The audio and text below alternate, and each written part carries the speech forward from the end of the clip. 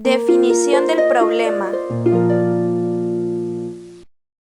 Este generalmente suele ser el primer apartado de la primera parte del primer capítulo de la tesis. Es importante que abarque una extensión de una hoja o cuando menos 2 hojas, y en este apartado se define principalmente el tema a investigar, es decir, sus inicios. En este caso también se puede hablar principalmente sobre los antecedentes del problema, así como fuentes que confirman la existencia del problema mismo, como por ejemplo en fuentes de información como blogs, páginas web, redes sociales, etcétera, etcétera. Antecedentes del problema.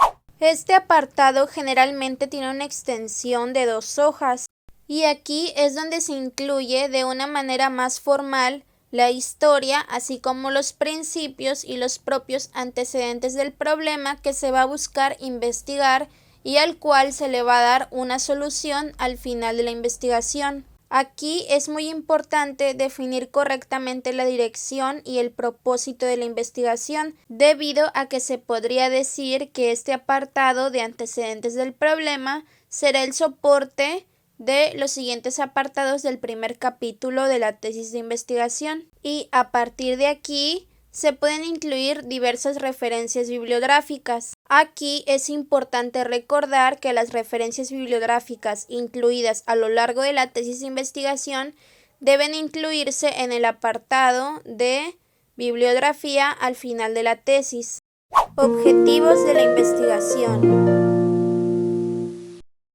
La parte de los objetivos de la investigación suele tener una extensión bastante corta, de a lo mucho una hoja, y se conforma de los siguientes subtemas: objetivo general, objetivos específicos y preguntas de investigación, los cuales explicaré a continuación.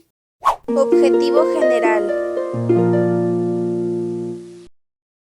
El objetivo general debe tener una extensión mínima de 2 renglones o más, y debe definir el propósito principal de la investigación de una manera completamente concisa y comprensible. Aquí es bastante importante que la redacción del objetivo general, tanto como de los objetivos específicos, sea realizada con verbos en infinitivo, como por ejemplo realizar, hacer, definir.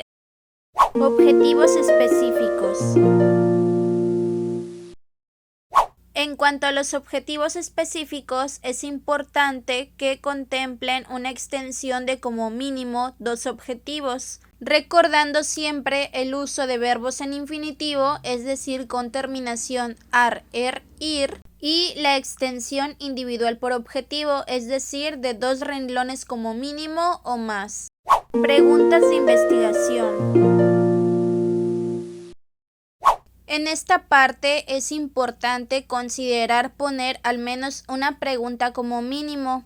Cuidar mucho la parte de la ortografía, es decir, los acentos, signos de interrogación, etc.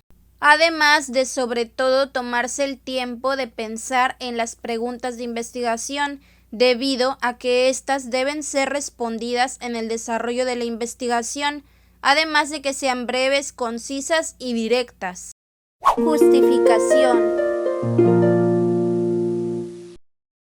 La parte de la justificación debe tener una extensión como mínimo de 1 hoja o 2 hojas, y básicamente en este subtema deben explicarse las razones por las cuales se va a realizar la investigación, destacando los beneficios que aportará la investigación al campo del conocimiento o a la disciplina de estudio. Aquí es importante que todos los beneficios mencionados sean desde una perspectiva teórica, metodológica y práctica, todo con la finalidad de que se encuentren clasificados los aportes para una mejor redacción.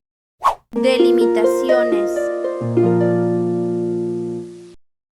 Y por último tenemos el subtema de delimitaciones, el cual debe contemplar una extensión bastante corta de media hoja o, en raros casos, una hoja completa.